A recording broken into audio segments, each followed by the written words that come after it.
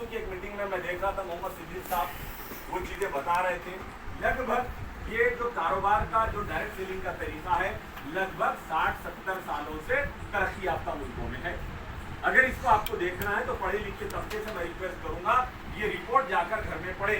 अपने WFDA report मारो आप घर जाके।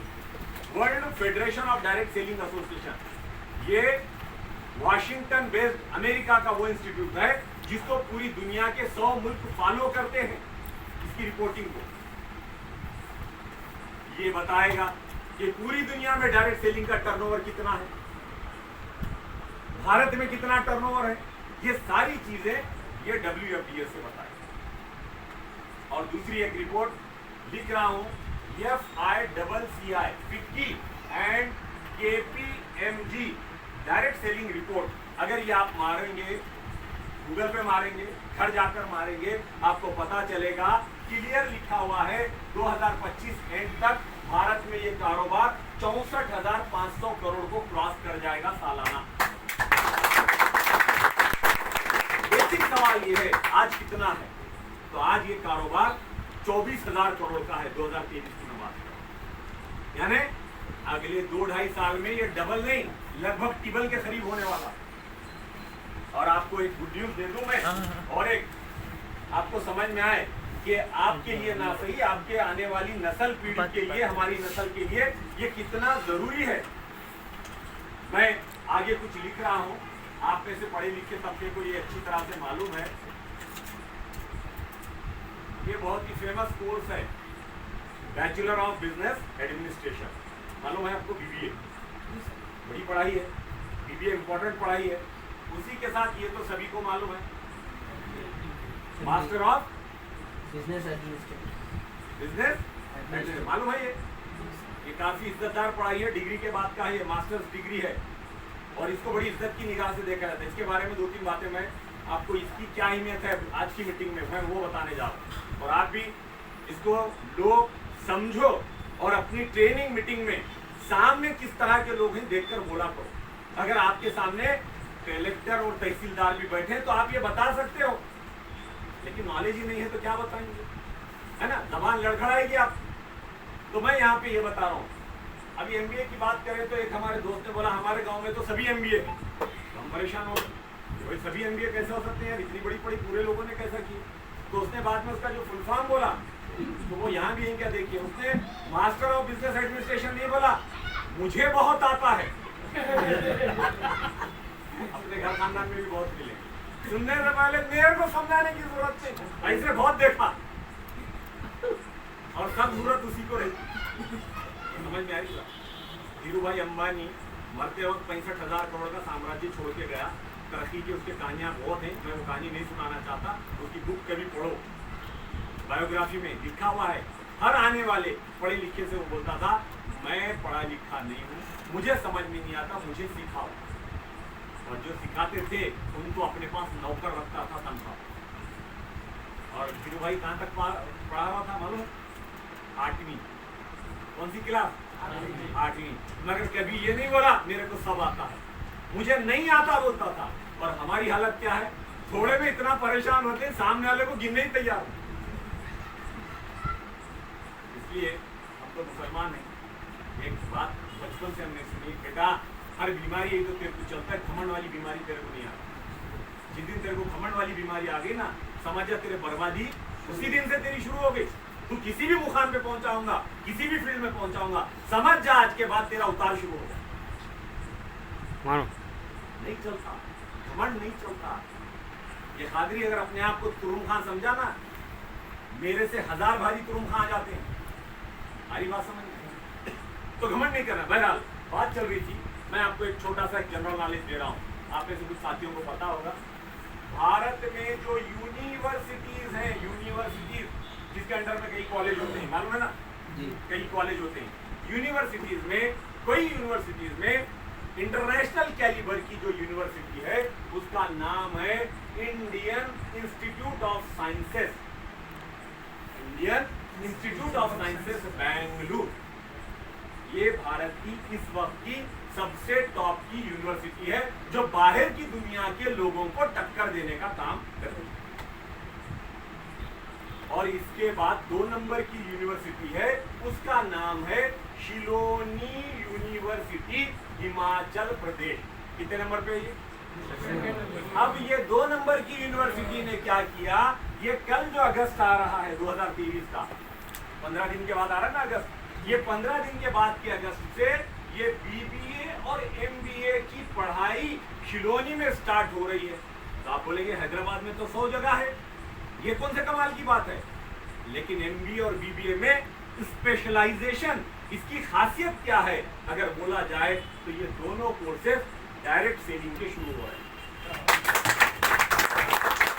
हमारे कोच का महीना अपने हैदराबाद के कॉलेज में शुरू हुआ तो अरे वो सर महाराष्ट्र के आगे पुकार रहे थे, देख वो पढ़ेगा कुछ तो भी बहुत बुरा बुरा पुकार रहे थे ना उस दिन रात को, यहाँ भी शुरू हुआ। अब मेरे को यकीन आया, लीडर जो होता है उसकी नजर दूर तक, उसको आगे क्या होना है उसका अंदाजा हो। मौसम विभाग में काम करने वाले बादलों को देखकर बारिश का अंदाजा बता देते और वही दुनिया में दूसरों से आगे रहते। तो ये यूनिवर्सिटी में ये पढ़ाया जा रहा है।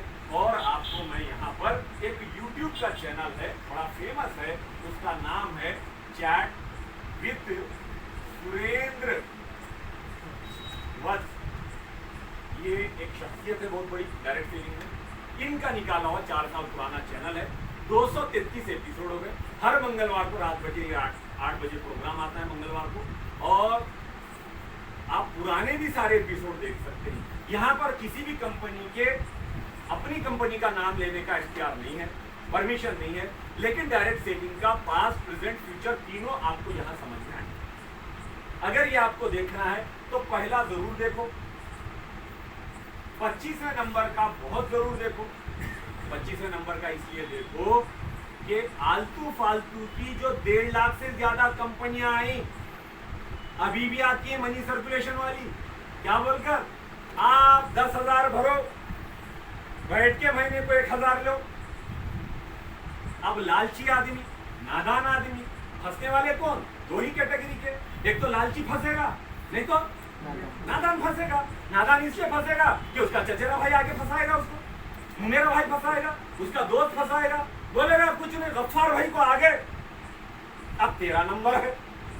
अब आबादी का क्या बर्बादी का बोले बोल रहा। अब ऐसे केसेस हमने हजारों देखे, जब ये भी बर्बाद हुआ और जब ये रोते जाएगा उसके घर को कि मेरा 1 लाख रुपया तेरी वजह से डूब गया, 3 चक्कर मारेगा। मैं तजुर्बे की बात बता रहा हूँ, मैं हर जगह जाता हूँ, 4थी चक्कर में अंदर से वो नहीं आता, उसकी बेगम आती है और आकर क्या बोलती है मालूम है? तुम्हारी वजह से मेरे अजनी की तबीयत खराब हो गई, खाली तुम्हारे 1 लाख नहीं गए, हमारे भी 3 लाख गए। अब अगर रहेंगे ना, मैं इन्हों कुछ भी कर लेंगे, मैं कुछ भी कर लूंगी और केस तुम्हारे ऊपर डाल दूंगा। अब इन्हें चपला वहीं छोड़ दिया, वो 1 लाख तो गए दलिंदरी अक्कल खाते में। अब अगर ज्यादा आया तो साला यहाँ केस भी होने वाला है और ऐसा मार खाता है बोल भी नहीं सकता। इसलिए लालच। रिजर्व बैंक ऑफ इंडिया बैंकों की बैंक है। 1 साल का जो ब्याज बोलते हैं ना, इंटरेस्ट, सेंट्रल गवर्नमेंट के एम्प्लॉइज ने हड़ताल की 4 साल पहले, बोले 100 रुपए पर आप 8 रुपए देते हो, 8.25 रुपए देते हो, साल भर के 8.5 करो, 4 आने बढ़ाओ, 25 पैसे बढ़ाओ। शौकत भाई 3 महीने कमेटी बैठी, रिपोर्ट आई, साल भर के 4 आने हम नहीं बढ़ा सकते। कौन बोल रहे? अरे बैंकों की बैंक, जिसके अंडर में अरबों खरबों डरबों रुपए हैं। और हमारा एक दोस्त आके क्या हो रहा है, कुछ भी करने का नहीं है, डाल दे 1 लाख, तू भी करोड़पति। याद रखिए, पैसा चला जाए दुख की बात नहीं है, अपना चला जाए और दुख की बात नहीं है, लेकिन एक बार फेस वैल्यू चली गई ना, आप इसकी कीमत को नहीं जानते। इसकी कीमत को 1993 में जब ये डायरेक्ट सेलिंग भारत में आया तो मार्केट भारत का है ये, एक घोड़ा बिकने को आने वाला है, मालूम होते 4 गधे लाके लोग बेच के चले गए। देखो दुम है क्या नहीं, अरे हाँ वैसी दुम, सींग है क्या नहीं, अरे ये है क्या नहीं, ये 4 चीजें बता दिए, बेच के चले गए। अब बेचारा घोड़ा लेके आया तो लोग उसके घोड़े को उल्टा सीधा चेक कर रहे। ऐसे कितने कंपनियां हैं? 1.5 लाख से अब एक ने बोला अभी भी हैं क्या? मैं बोला अभी भी हैं, ज्यादा नहीं, मोटा मोटा 10,000 होंगे। अरे कैसी बात कर रहे हैं सर, फिर गवर्नमेंट के गाइडलाइन आए, रूल में ये चेंज हुआ, तो अभी पूरे बंद क्यों नहीं हुए? फिर मैंने बोला भाई साहब, महाराष्ट्र में मीटिंग चल रही थी, महाराष्ट्र में सरकारी तौर पर गुटखे पर बंदी है, गुटखे पर पाबंदी है। मैंने बोला गुटखा अपने पास चालू है क्या बंद है सरकारी? तो बोले बंद है। सख्ती है क्या? नहीं सख्ती है। एक गांव में जहाँ चल रही थी, वहां के जिम्मेदार बच्चे को बोला मैं, अरे तुम्हारे गांव में बेटा गुटखा मिलता है क्या? नहीं। उन्होंने बोला कितने, एक थैला होना क्या 2 थैले लो? अरे ऐसा कैसा? अरे भाई आपके पड़ोस की शराब की दुकान भी कोई खोल सकता है, लेकिन सरकार की जिम्मेदारी नहीं रहती कि ढूंढ ढूंढ के शराब की दुकान बंद करे, आपको कंप्लेन करनी पड़ती है। गवर्नमेंट के गाइडलाइन क्या है मालूम है? पढ़ के देखो, 13 पेज है, लिखा हुआ है कोई भी कंपनी मनी सर्कुलेशन नहीं कर सकती, कोई भी कंपनी प्रोडक्ट सामने बता के अंदर से पैसे नहीं ले सकता, जितने पैसे दिए उतने का माल जगह पे देना है, ज्वाइनिंग के नाम पर फीस नहीं ले सकते, सिर्फ ज्वाइनिंग पे ज्वाइनिंग नहीं घुमा सकते।